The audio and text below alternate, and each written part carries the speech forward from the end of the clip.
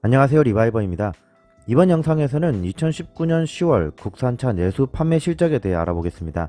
가장 안타까운 소식은 생산 수량이 증가된 대부분의 팰리세이드가 미국 판매를 위한 수출차로 배정되어서 지금 계약하면 8개월을 더 기다려야 한다는 것입니다. 이에 대해서는 영상 후반에 다시 한번 자세히 언급하도록 하겠습니다.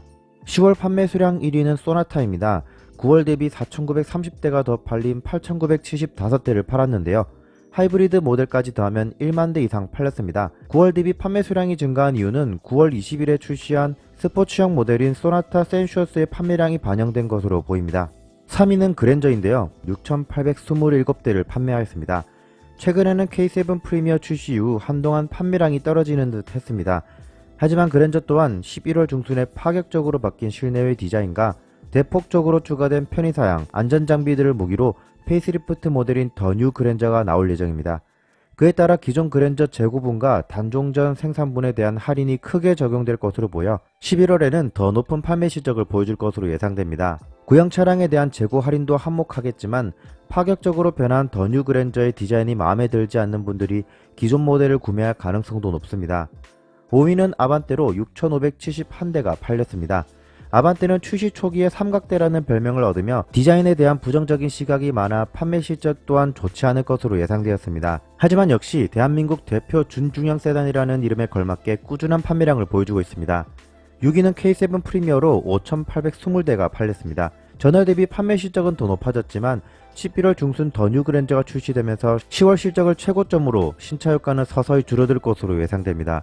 7위는 셀토스로 5,511대가 팔렸습니다. 셀토스가 다른 소형 SUV보다 가격 포지션이 높음에도 불구하고 월 5,000대에서 6,000대로 판매되고 있다는 것은 소형 SUV 시장에서 프리미엄 전략이 제대로 먹혔다고 볼 수 있습니다. 뿐만 아니라 소형 SUV 중에서도 가장 큰 차체를 기반으로 세련된 디자인이 주목받고 있습니다. 또한 2020년 하반기에는 셀토스 전기차도 출시된다고 하여 많은 소비자들의 기대를 모으고 있습니다.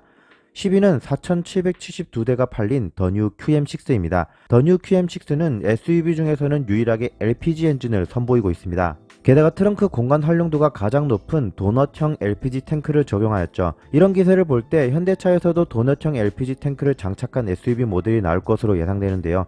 제 예상으로는 투싼이 될 가능성이 높아 보입니다. 참고로 현재 현대차에서 도넛형 LPG가 적용된 모델은 신형 소나타와 11월 중순 출시될 더 뉴 그랜저로 SUV는 없습니다. 다음으로 11위는 소렌토로 4,581대를 팔았습니다.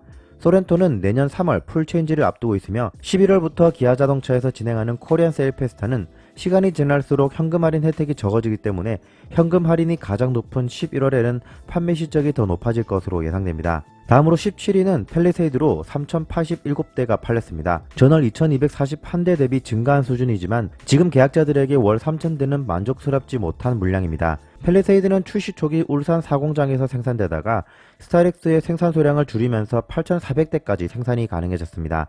하지만 예상치 못한 국내 수요와 미국 수출용까지 감당하기엔 부족하여 이 공장에서도 4,500대를 추가 생산하기로 하였는데요. 결론적으로 팰리세이드는 월 12,900대를 생산할 수 있음에도 불구하고 국내에는 겨우 3,000대가 풀리고 있는 것입니다.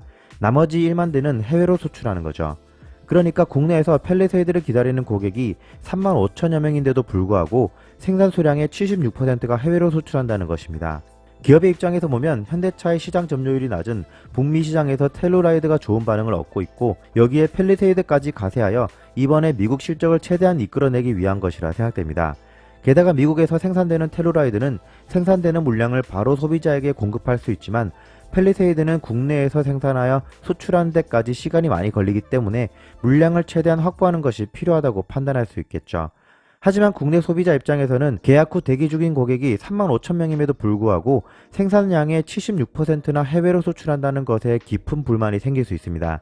이러한 적체된 국내 계획자들의 물량을 우선적으로 처리하지 않으려 하는 자세로 인해 다른 브랜드로 이탈할 가능성도 있다는 것을 꼭 명심해야 합니다. 다음으로 24위는 2,280세대가 팔린 모하비 더 마스터입니다.